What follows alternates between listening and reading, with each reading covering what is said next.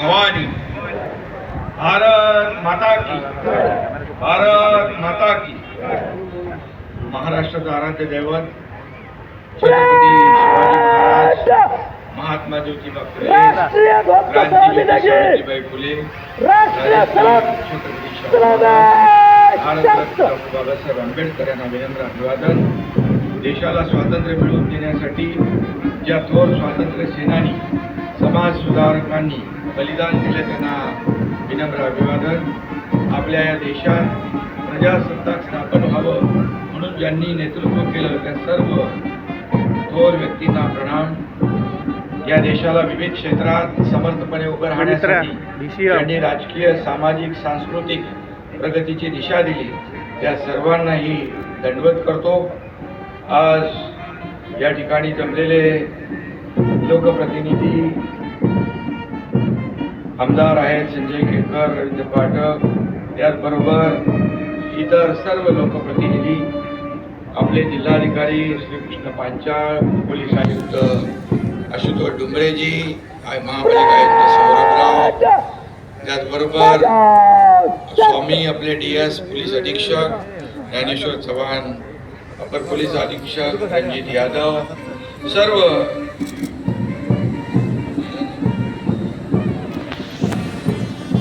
सर्व मान्यवर आणि विविध क्षेत्रातील उपस्थित सर्व नागरिक बंधू भगिनी आणि अधिकारी, कर्मचारी, तसेच पत्रकार बंधू भगिनी आणि तमाम जिल्हावासियांना प्रजासत्ताक दिनाच्या मी मनपूर्वक शुभेच्छा देतो। आजचा दिवस हा आपल्या लोकशाहीचा उत्सव आहे। ज्या संविधानाने आपल्याला अधिकार दिले, ताकद दिली, त्या संविधानाचा आणि भारत मातेचा जय जयकार करण्याचा हा दिवस आहे। संविधानामुळे प्रत्येक भारतीयाला न्याय, अधिकार आणि स्वातंत्र्य मिळालं। प्रजासत्ताक या शब्दाचा अर्थ प्रजेची, नागरिकांची सत्ता। प्रजासत्ताक शब्दात आधी प्रजा येते आणि मग सत्ता, हे आपल्याला कधी विसरता येणार नाही। सत्ता, संघर्ष, राजकारण यापेक्षाही राज्य, देश आणि समाज मोठा असतो, हे शिकवण आपल्याला मिळालेली आहे।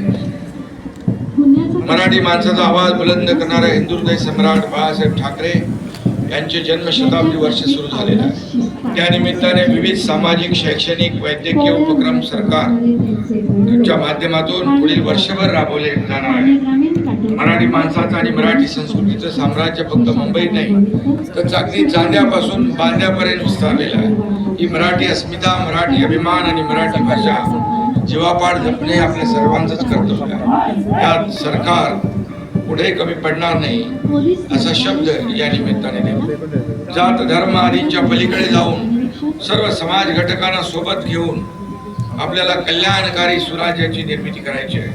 कुणावरही अन्याय न करता सर्वांना सोबत घेऊन आपल्याला पुढे जायचं आहे। मी नेहमी सांगतो, आमचा जन्म तोंडात सोन्याचा चमचा घेऊन झालेला नाही, पण आम्हाला सर्वसामान्य महाराष्ट्रातल्या जनतेच्या आयुष्यात मात्र सोन्यासारखे दिवस आणायचे आहेत, हे आपलं कर्तव्य आहे। मला काय मिळालं यापेक्षा मी समाजाला काय दिलं, लोकांना काय दिलं, जिल्ह्याला काय दिलं, राज्याला काय दिलं, देशाला काय दिलं, हे आपण पाहिलं पाहिजे। आणि म्हणून हे लक्ष डोळ्यासमोर ठेवून आपण काम करतो। आज मी इथं ठाण्याचा पालकमंत्री म्हणून ध्वजवंदन करतो तेव्हा मला खूप अभिमान वाटतो, समाधानही वाटतं। उपमुख्यमंत्री म्हणून मी संपूर्ण राज्यात असलो तरी ठाणे ही माझी कर्मभूमी आहे। इथल्या मातीशी, माणसांशी माझं रक्ताचं नातं आहे। त्यामुळे इथल्या प्रत्येक माणसाच्या आयुष्यातले दुःख कमी करून त्याच्या आयुष्यात आपल्याला आनंद आणि समाधान निर्माण करायचं आहे। ठाणे जिल्ह्याला देशात क्रमांक 1 चा जिल्हा करण्याचं आपलं स्वप्न आहे। त्यासाठी आपण सर्वजण प्रामाणिक प्रयत्न करतोय। महायुतीच्या सरकारने गोरगरीब सर्वसामान्यांना अनेक महत्वपूर्ण निर्णय हातात घेतले आहेत आणि यापुढेही घेतले जातील। महिला, शेतकरी, कामगार, कष्टकरी, विद्यार्थी अशा विविध घटकांच्या जीवनामध्ये आम्ही गेल्या 3-3.5 वर्षामध्ये आमूलाग्र परिवर्तन घडवलेलं आहे. 1.5-2 वर्षापूर्वी लोकसभा, विधानसभेच्या, त्यानंतर स्थानिक स्वराज्य संस्थांच्या निवडणुका झाल्या. जगातली सर्वात मोठी लोकशाही असणाऱ्या आपल्या या देशाच्या आणि राज्याच्या नागरिकांनी मतदानाचा हक्क बजावला. मायबाप जनतेने, प्रजेने भावनेचं राजकारण करणाऱ्यांना नाही तर विकासाला चालना देणाऱ्यांनाच पुढे आणलं. 3-3.5 वर्षातील महायुतीच्या सरकारच्या कामावर जनतेने विश्वासाची मोहर उमटवली. त्यामुळे आमची देखील जबाबदारी वाढलेली आहे. महाराष्ट्राला आणखी उत्तुंग भरावण्यासाठी आम्ही कटिबद्ध आहोत. गेल्याच आठवड्यात परवा दावोस येथे मुख्यमंत्री देवेंद्र फडणवीसजी आणि आपले मुख्यमंत्री सामाजिक यांनी जवळपास तब्बल 30 लाख कोटीच्या गुंतवणुकीचे अपोज साईन केले. 40 लाख रोजगार त्यातून निर्माण होणार आहे.